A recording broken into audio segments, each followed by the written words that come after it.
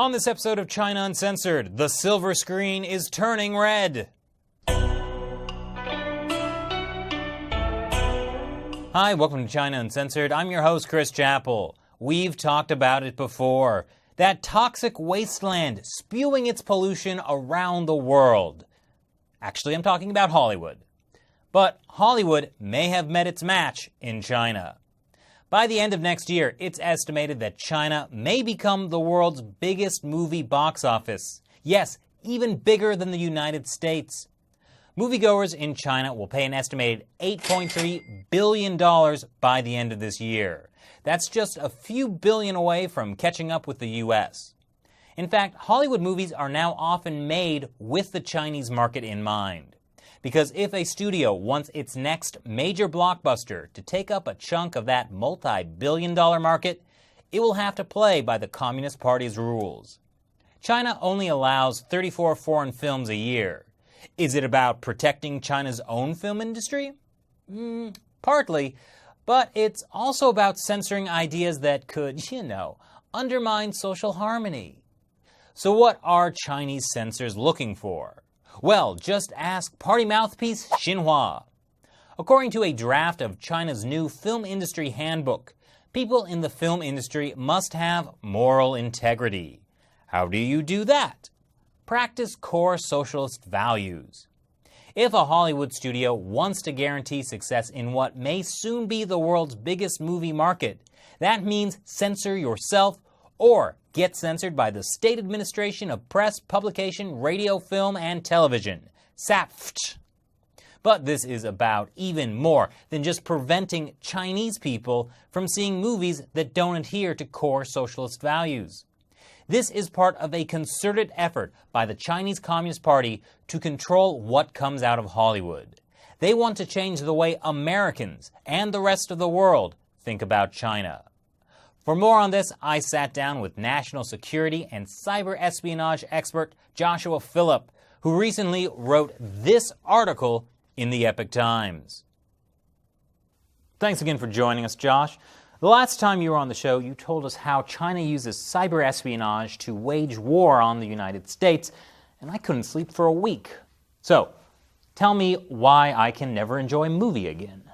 The Chinese Communist Party has vast systems of forcing Hollywood to self-censor or enticing them to co-produce films alongside the Chinese Communist Party so that they have a direct hand in censoring the films during the production process. Is this just to control what people see inside of China, or does it affect us here? It very much affects us here. Again, it ties back to what they call culture warfare, but also what they call soft power. This is altering the perceptions of the Chinese Communist Party and Chinese governance. You can't show the Chinese Communist Party in a negative light. You can't show the United States or the U.S. military in a positive light. Wait, how do they make Hollywood not portray the U.S. positively? Well, if the U.S. creates a film that shows the U.S. military or the United States in a positive light, that film cannot be shown in China. Really? And they lose the Chinese market because of that. So the film Captain Phillip, I think it was with Tom Hanks, that film that was banned in China because it showed the U.S. military, rescuing a one guy. The United States, mobilizing its whole military to rescue one person, which China would never do. This encourages Hollywood studios to never make a film showing the U.S. government in a positive light, because then that movie won't get into the China market, which is going to be the biggest movie market in the world. So why make a movie that won't make a lot of money? Well, and that's the idea. Why would, from the very get-go, they need to think, would we be willing to sacrifice, doubling our income potentially, or just remove this scene that shows America in a positive light, or just change the script around a little bit so it doesn't show America positively or it doesn't show China negatively.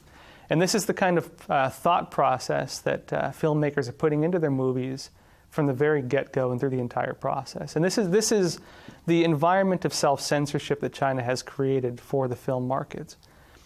Now that's interesting, because I always thought the reason China had those censorship laws was to control what people inside of China see. But really, the Chinese government is doing this to control what we in the U.S. see as well. That's right. And this actually ties to more, kind of conniving, strategies. The Communist Party conniving? They directly call it culture war. In their own words, Hu Jintao has used that exact phrase. Sounds very cultured. So is Xi Jinping, as a matter of fact. Nazi Germany did the same thing, the Soviets did the same thing, and China is now doing the same thing as well. So I'm going to be thinking about this every time I see a movie now. Do you enjoy making people feel horrible? Well, if it's raising awareness about accurate issues, I think people should feel horrible when they realize that films are being manipulated with the intention of altering the way they view the world. Films are a core piece of the American identity.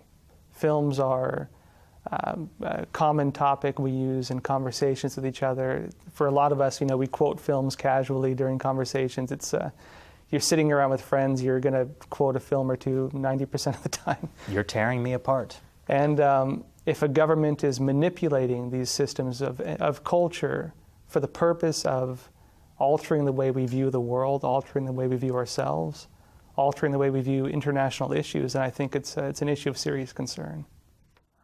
Well, thank you very much for joining us again today. Josh, what do you think?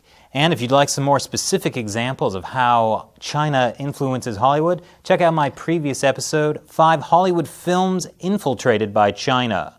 Want to read Josh's article? Link is in the description below. Once again, I'm Chris Chappell. See you next time. 5 Hollywood movies infiltrated by China. Who would have thought a one-party state wouldn't approve of democracy?